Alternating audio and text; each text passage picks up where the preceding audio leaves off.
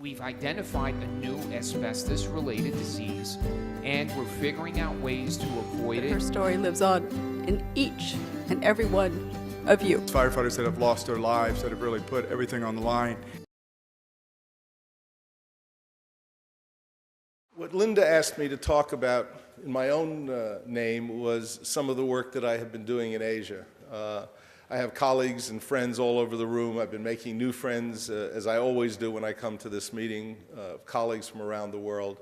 And while, yes, I've worked in South America, I've worked in North America, I've presented in Europe, I probably have spent as much time and effort looking at asbestos issues in Asia. I did my first trip to China in 1991, studied 3 asbestos factories over there and have published on that. Have been working in India now for more than 10 years. Still have a research project going on in Sri Lanka. And why is Asia important? Well, let me start with a quote. I found this as I was thinking about this topic, and I went online to talk about this. So let me just start with this quote, because the topic is Asia Asbestos Absurdities, and I think you'll see why. In parts of Asia, carrying 500 grams of a white powder can draw a death sentence, but importing 1,000 tons of another lethal white dust is both legal and profitable. One dust that will kill you will get you killed. Another dust makes people rich and will kill, as the World Health Organization says, over 100,000 people per year around the world. So where is asbestos being used?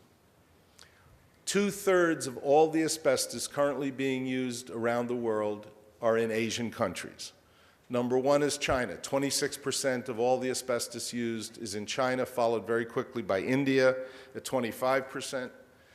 Indonesia uses 8%. There's been a major push over the years by the Canadian government, when it was still in the business of selling asbestos, to get Indonesia to continue to use asbestos. Vietnam still uses about 4% of the world's asbestos, although they have developed some alternatives. There are a number of alternatives around the world in these developing countries that can replace asbestos. In Vietnam, they found that some vegetable matter, weeds growing in the jungle, could be used, and the fibers of that used in place of asbestos. Thailand and Sri Lanka each use about 3%. We've got colleagues from Pakistan here. I don't know what the numbers are for Pakistan, but we know that that's obviously a serious problem there. I first became aware of that, not so much from construction materials, which is what we're usually talking about, but contaminated talc. Women in India, Pakistan, and other countries use large amounts of talc. And with my colleague, Dr. T.K. Joshi from India, we've just looked at some talc samples from there and have found asbestos-containing talc on the market in India, and now we'll have to go do something about that.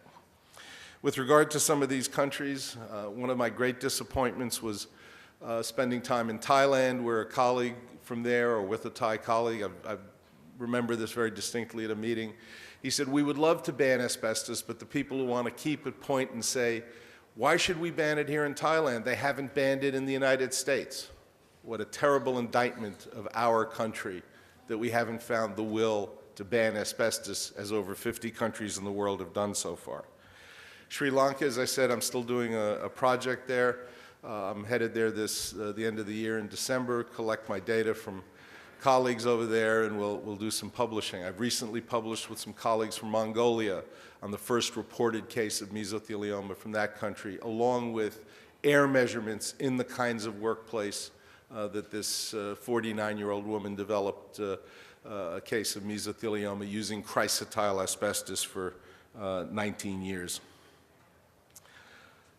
We also have stories of the banning of the use or certain activities that have put people at risk.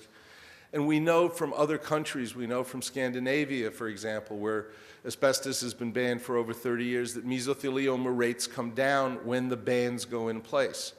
There are still 3 major countries that do something called shipbreaking, taking apart old ships: Pakistan, India, Bangladesh.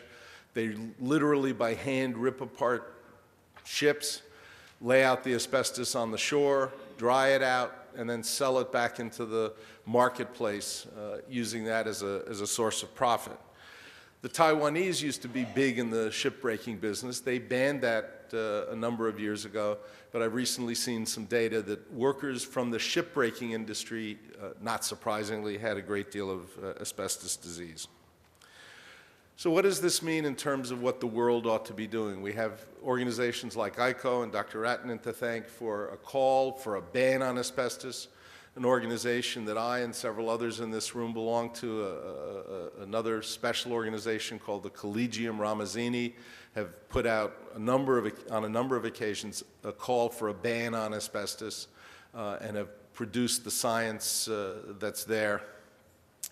There's one other factor that I'd like to bring up, and that is the synergism between asbestos exposure and smoking. And what do we do about cigarettes?